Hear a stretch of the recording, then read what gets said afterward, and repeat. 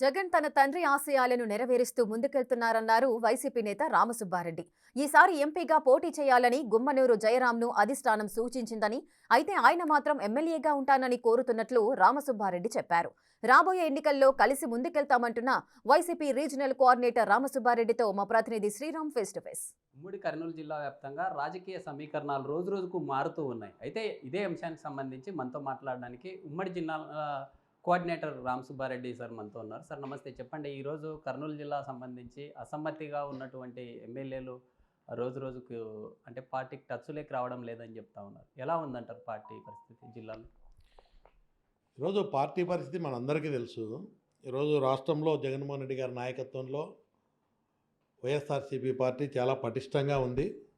గతంలో మనం ఒక్కసారి చూసాం, ఒక్కడిగా బయటకు వచ్చి ఆ రోజు ఉన్నటువంటి పరిస్థితుల్లో తండ్రి ఆశయాలు నెరవేర్చేదానికి ఏ విధంగా బయటకు వచ్చి వైఎస్ఆర్సీపీ పార్టీ స్థాపించి ఆ రోజు ఎన్నికల్లో ఎంపీగా పోటీ చేయడం, 5,40,000 ఓట్ల మెజార్టీతో గెలవడం, అదేవిధంగా అంచెలంచెలుగా ఆయనతో పాటు మేము నడుస్తామని చెప్పి ఎమ్మెల్యేలు రావడం, మళ్ళీ బై ఎలక్షన్లకు పోవడము, ఏ విధంగా పార్టీని ముందుకు తీసుకెళ్లారో పటిష్టంగా ప్రజల్లోకి పోయి జగన్మోహన్ రెడ్డి గారు ఒక పటిష్టమైనటువంటి నాయకత్వాన్ని, ఒక ఫౌండేషన్ ఏర్పాటు చేసుకొని పార్టీ అధికారంలోకి రావడం, ఒక మేనిఫెస్టో ప్రకటించడం, నవరత్నాలు, తర్వాత పార్టీ అధికారంలోకి రావడం. అందరూ కూడా అనుకున్నారు ఇచ్చిన మేనిఫెస్టో అమలు చేయడం సాధ్యం కాదు. ఈ రాష్ట్రంలో, విడిపోయిన రాష్ట్రంలో చంద్రబాబు నాయుడు గారు గత ప్రభుత్వంలో మిగిల్చిన అప్పులు 1,000 కోట్ల రూపాయలు ఒక దిక్కు, కరోనా కష్టకాలం ఒక దిక్కు, ఇచ్చిన మేనిఫెస్టో నవరత్నాలు ఒక దిక్కు, ఇవన్నీ అమలు చేయడం సాధ్యం కాదు అనుకున్నటువంటి పరిస్థితులలో పెద్ద అనుభవం లేదు యువకుడు. పార్టీ పరిస్థితి ఎలా ఉందంటారు? ఇప్పటికే ఆలూరు సంబంధించినటువంటి మంత్రి కావచ్చు, కోడుమూరు, ఎమ్మిగనూరు సంబంధించినటువంటి నియోజకవర్గాల్లో పార్టీకి ఎమ్మెల్యేలు టచ్లోకి రావడం లేదు అంటూ కూడా చెప్తున్న పరిస్థితి. రానున్న రోజుల్లో ఎలా ముందుకెళ్తారంటారు జిల్లాలో? ఇప్పుడు దీంట్లో నీకు అదే చెప్తున్నా, ఇంత పటిష్టంగా పార్టీ ఏర్పడడానికి నాయకులు, కార్యకర్తలు అహర్నిశలు కృషి చేసినారు, వాళ్ళ సమయాన్ని కేటాయించారు, ఒక బ్రహ్మాండమైన ప్రజలు కూడా పట్టం కట్టినారు. అధికారం చేపట్టిన తర్వాత ఇంకా ఈరోజు మీరు చూస్తే రాష్ట్ర చరిత్రలో ఈ వైఎస్ఆర్సీపీ పార్టీ కింద నుంచి ఫౌండేషన్ కూడా ఒక పటిష్టమైనటువంటి నాయకత్వాన్ని ఏర్పాటు చేసుకొని, ఒక ఓట్ బ్యాంక్కి కూడా ప్రజల ఆదరాభిమానాలతో, ఒక నమ్మకంతో ఈరోజు జగన్మోహన్ రెడ్డి గారు వై నాట్ 175 అనే స్థాయికి ధైర్యంగా చెప్పగలుగుతున్నారంటే ఆయన చేసినటువంటి కార్యక్రమాలు ప్రజల హృదయాల్లో ఆయన నాయకత్వం పట్ల, వైఎస్ఆర్సీపీ పార్టీ పట్ల అపారమైన నమ్మకం.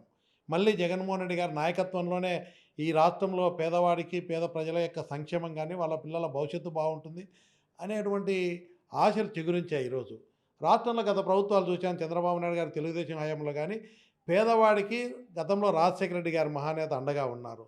దాని తర్వాత రైతులకు కానీ, పేదవాడికి కానీ, పేదవాడి పిల్లల యొక్క భవిష్యత్తు బాగుండాలన్న జగన్మోహన్ రెడ్డి నాయకత్వమే కావాలని కోరుకుంటున్నారు. ఈరోజు మీరు పార్టీ పటిష్టంగా ఉంది. ప్రతి ఒక్కరు కూడా, కొంతమంది ఎమ్మెల్యేలు కావాలనుకునే వాళ్ళు ఎమ్మెల్యేలు కావాలంటున్నారు, కొంతమంది ఎంపీలు కావాలని కోరుకుంటున్నారు. ఇలాంటి పరిస్థితుల్లో కొంత సహజంగా అందరూ కూడా యాస్పిరెంట్లుగా ఉండడం సహజం. ఇటీవల చూడొచ్చు సార్, ఇక్కడ కోడుమూరు కావచ్చు, నందికొట్మూరు సంబంధించినటువంటి రిజర్వ్డ్ స్థానాల్లో కూడా నాన్ లోకల్ అనేటటువంటి వివాదం తెర మీదకి వస్తూ ఉంది. దీన్ని ఎలా ముందుకు తీసుకెళ్తారో, అంటే అక్కడ సిట్టింగ్గా ఉన్నటువంటి వారికి సపోర్ట్ చేసే ఛాన్స్ ఉందంటారా? ఇప్పుడు మీరు అనుకున్నప్పుడు సహజంగా ఎక్కడైనా కూడా ఒక నలుగురు కావాలని కోరుకున్నప్పుడు, మీరు అక్కడ ఉన్నటువంటి సిట్టింగ్ ఎమ్మెల్యే కావాలని కోరుకోవడం సహజంగా తప్పేం కాదు.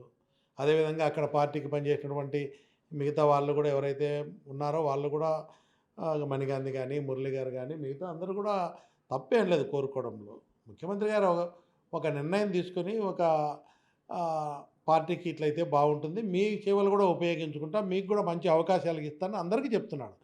వాళ్ళనేమి పార్టీ పరంగా ఆ నిర్ణయం తీసుకుంటానే, ఇప్పుడు కొంతమంది ఎమ్మెల్యేకి పోతే కొంత ఎమ్మెల్సీ అవకాశాలు ఉంటాయి, ఇంకా ప్రభుత్వం అధికారంలోకి వచ్చిన తర్వాత రకరకాల అవకాశాలు ఉంటాయి, అందరికీ కల్పిస్తానని చెప్తున్నాడు.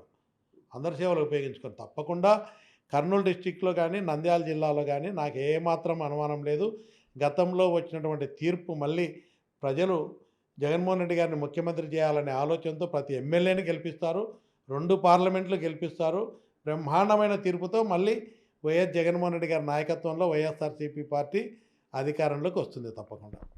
అదే జిల్లాలో ఉన్నటువంటి ఇన్ఛార్జిగా ఇటు నంద్యాల కావచ్చు, కర్నూలు సంబంధించినటువంటి శాసనసభ స్థానాల్లో కూడా తిరుగుతూ ఉన్నాము. రానున్న రోజుల్లో కూడా ఖచ్చితంగా ఇక్కడ కంచుకోటగా ఉన్నటువంటి కర్నూలులో రానున్న రోజుల్లో 14 స్థానాలను కైవసం చేసుకుంటాము. అయితే పార్టీలో ఉన్నటువంటి గ్యాప్ ఏదైతే ఉందో ఆ పార్టీకి సంబంధించినటువంటి కార్యకర్తలు లీడర్లతో మాట్లాడుతూ ముందుకెళ్తున్నాము. అలాంటివి ఏమి లేవు. రానున్న రోజుల్లో ఖచ్చితంగా గెలుపు దిశగా ముందుకెళ్తామంటూ కూడా తెలుపుతున్న పరిస్థితి.